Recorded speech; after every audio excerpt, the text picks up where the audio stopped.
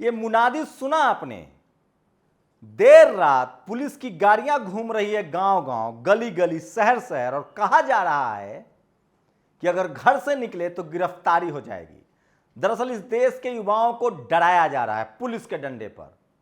कहां का है वीडियो, क्या है ये पूरी खबर, वो भी बताऊंगा। लेकिन ये तो एक मामला है। इस देश के केंद्रीय मंत्री साफ साफ कह रहे हैं कि अगर आपको सेना में आना है तो आइए, नहीं आना तो नहीं आइए। कौन बुला रहा है आपको? ऐसे लग रहा है जैसे लोग उनके घर पर डिनर करने जा रहे हैं। ये वही पूर्व सेना प्रमुख हैं बीके सिंह, जो अपनी उम्र 6 महीने के लिए सुप्रीम कोर्ट चले गए थे। लेकिन ये तो कुछ भी नहीं है। एक बीजेपी के मंत्री का बयान सुनिए, जो मोदी के करीबी है। वो कह रहे हैं कि मैंने पहले भी कहा था, वोट दो या न दो, जीतेगी तो बीजेपी ही।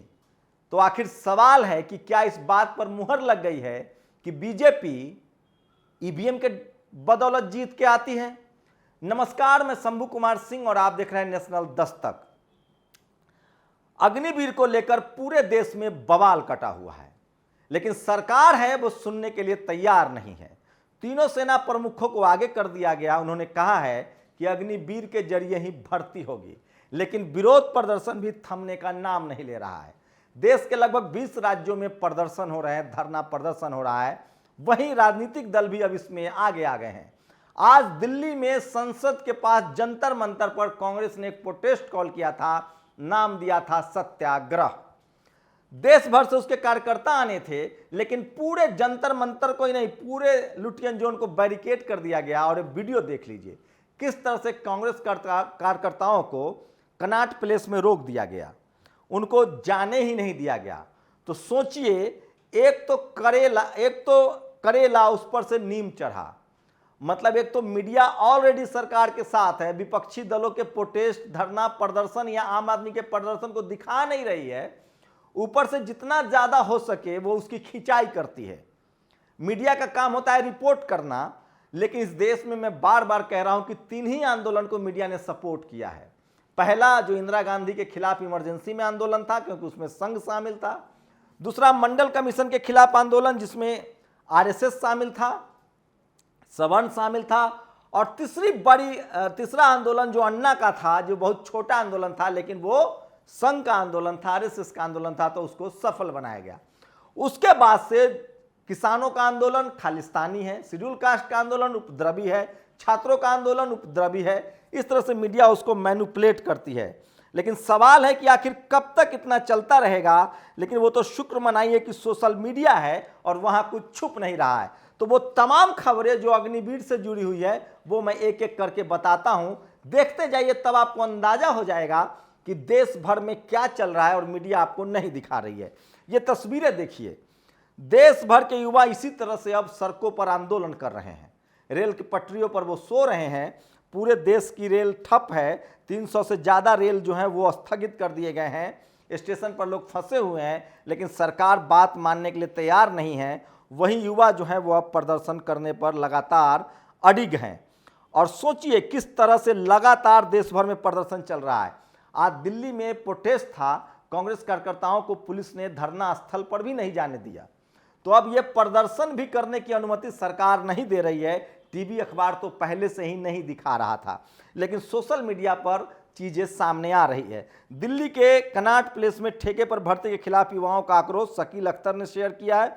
ये देखिए, सत्याग्रह नाम के इस आयोजन में किस तरह से कांग्रेस के तमाम नेता थे और वहां इस तरह से भीड़ जुटी थी। लेकिन कोई टीवी अखबार आपको नहीं दिखाएगा। अगर आपको भाषण सुनना है तो नेशनल दस्तक पर सुन सकते हैं। ये दूसरा वीडियो देखिए, ये भी सत्याग्रह का वीडियो है। लगातार कांग्रेस के कार्यकर्ता देश भर से आ रहे थे, प्रदर्शन कर रहे हैं, लेकिन कोई दिखा नहीं रहा है। 1 रैंक 1 पेंशन से no rank no pension, Agniveer तक आ गए। राजेंद्र प्रसाद ने ट्वीट किया है। और सोचिए, बाबा फिर प्रकट हो गए हैं। इस बार रामदेव बाबा नहीं, जो 30 रुपए तेल दिलवा रहे थे। ये हैं गुरुदेव श्री श्री रविशंकर। पहले आरक्षण के विरोधी थे, पहले ये डॉलर के मुकाबले रुपया मजबूत करा रहे थे। अब ये सर्टिफिकेट बांट रहे हैं कि सरकार का जो फैसला है वो बहुत अच्छा है। इसको जवाब दिया है राजीव ध्यानी ने।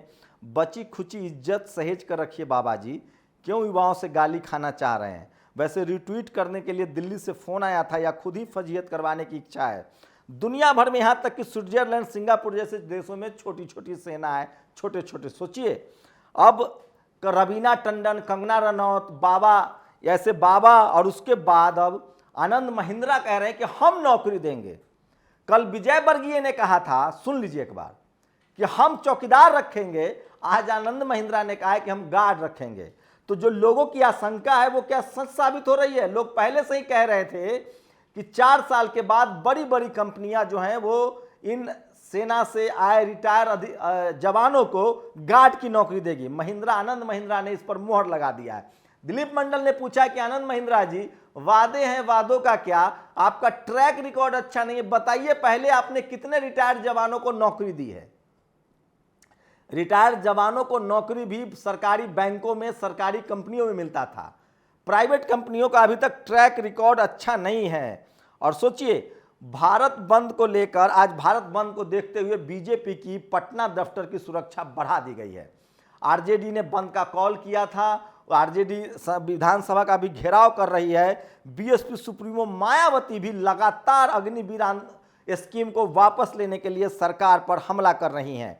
और ये वीडियो देखिए जो आपने मोन्टाज में देखा था, किस तरह से मुनादी हो रही है कि घर से निकलते ही युवाओं की गिरफ्तारी हो जाएगी। रोहित जाखर ने इसको रिट्वीट किया है और लोग कह रहे हैं कि ये उत्तर प्रदेश का जो है वो वीडियो है। तो इस तरह से पहले भी केस दर्ज हो चुका है जो मैं आपको बता रहा था। तो ये तमाम वो सवाल है। सोचिए, सर्वेश मिश्रा ने एक ट्वीट किया है, बड़ा मारक ट्वीट है, आपको पढ़ना पड़ेगा। मैं भी चौकीदार नाम से देश के लड़कों ने मोदी जी का समर्थन किया था। आज मोदी जी अग्निवीर के बाद चौकीदार बनाने की पॉलिसी ले आए हैं। याद रहे, तब भी भाजपाइयों के बेटों ने चौकीदार का नारा बुलंद नहीं किया था। सब विदेश पढ़ रहे हैं, जो नहीं पढ़ पाए वो बीसीसीआई चला रहे हैं। तो तमाम वो मारक ट्वीट हैं जो ये देखिए, दीपक शर्मा ने एक बड़ा ट्वीट किया है। इसको सुनिए, पहले राइफल चलाएंगे, फिर ग्रेनेड की ट्रेनिंग लेंगे, फिर तोप और टैंक की। 2 साल बाद देश की सरहदों पर तैनात होंगे। चौथे साल कॉन्ट्रैक्ट खत्म होगा और बीजेपी नेताओं के अनुसार अगली किस्त में धोबी, प्लम्बर, चौकीदार का ऑफर मिलेगा। कौशल विकास का ऐसा मॉडल दुनिया में अब तक इजाद नहीं हुआ है। तो आकाश आनंद ने रीट्वीट किया है कैलाश विजयवर्गीय का और सवाल पूछा है कि कोई काम छोटा या बड़ा नहीं होता है, लेकिन हमारे जवानों से आप सिक्योरिटी गार्ड की नौकरी करवाएंगे। और सोचिए, ये हैं थल सेना के पूर्व प्रमुख और अभी मोदी जी के केंद्रीय मंत्री। ये कह रहे हैं, साहब, पूर्व थल सेना प्रमुख बीके सिंह ने कहा कि अग्निपथ में जिसको आना है आए और जिसको योजना पसंद नहीं है वो ना आए। यही वो बीके सिंह है जो 62 साल की उम्र के बाद भी 10 महीने और नौकरी करना चाह रहे थे। मामला कोर्ट तक पहुंच गया था। तो ये वो तमाम सवाल है जो सोशल मीडिया पर लोग पूछ रहे हैं। और आज कांग्रेस का बड़ा प्रतिनिधिमंडल जो है वो राष्ट्रपति से मिला है इसी मामले को लेकर।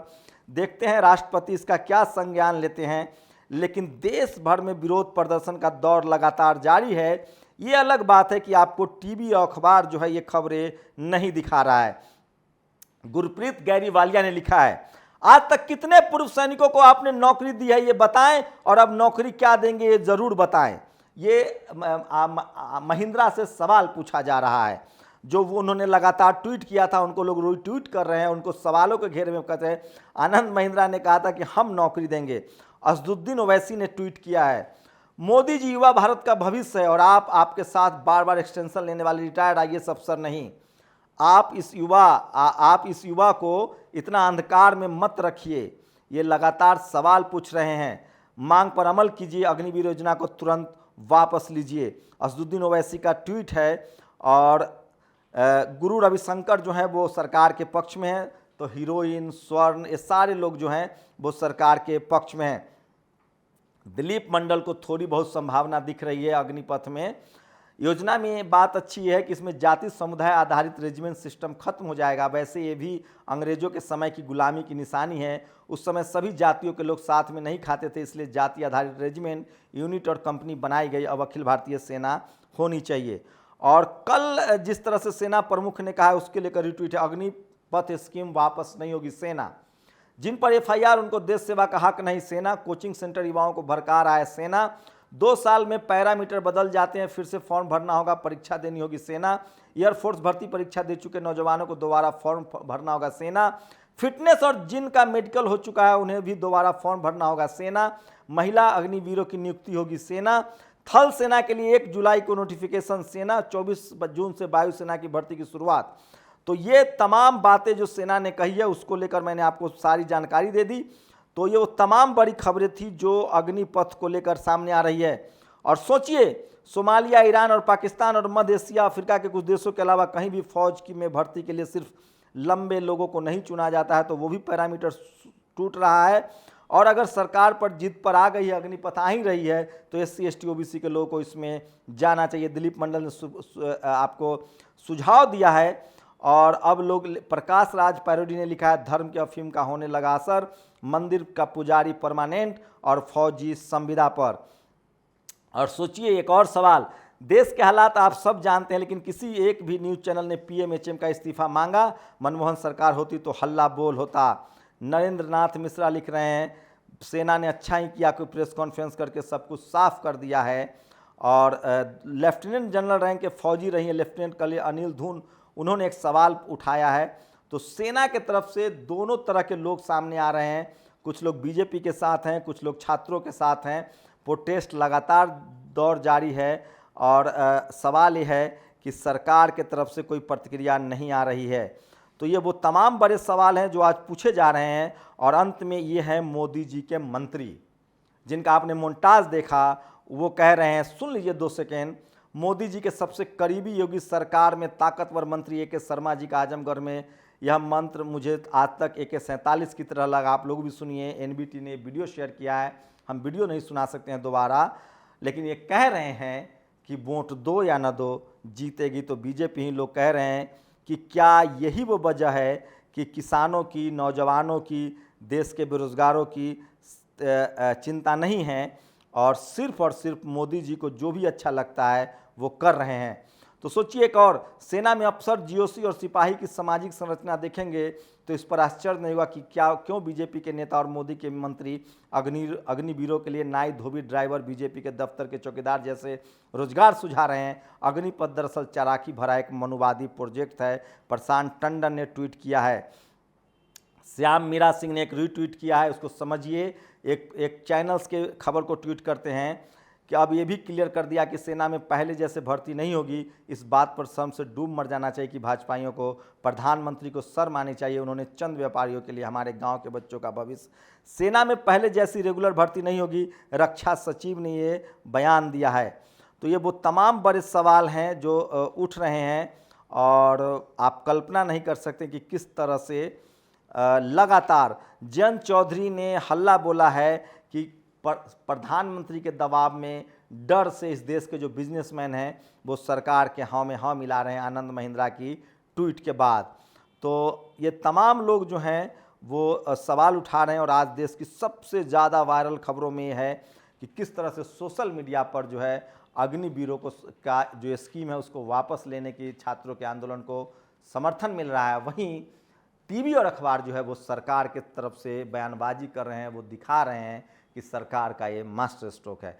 आप लोग अपनी प्रतिक्रिया दीजिए कि क्या 4 साल की नौकरी जो है वो ठीक है या गलत है। कुछ लोग लिख रहे हैं कि इस देश में इतनी बेरोजगारी है कि 1 साल की नौकरी, 6 महीना की नौकरी, 1 दिन की नौकरी करने के लिए भी लोग तैयार हो जाएंगे।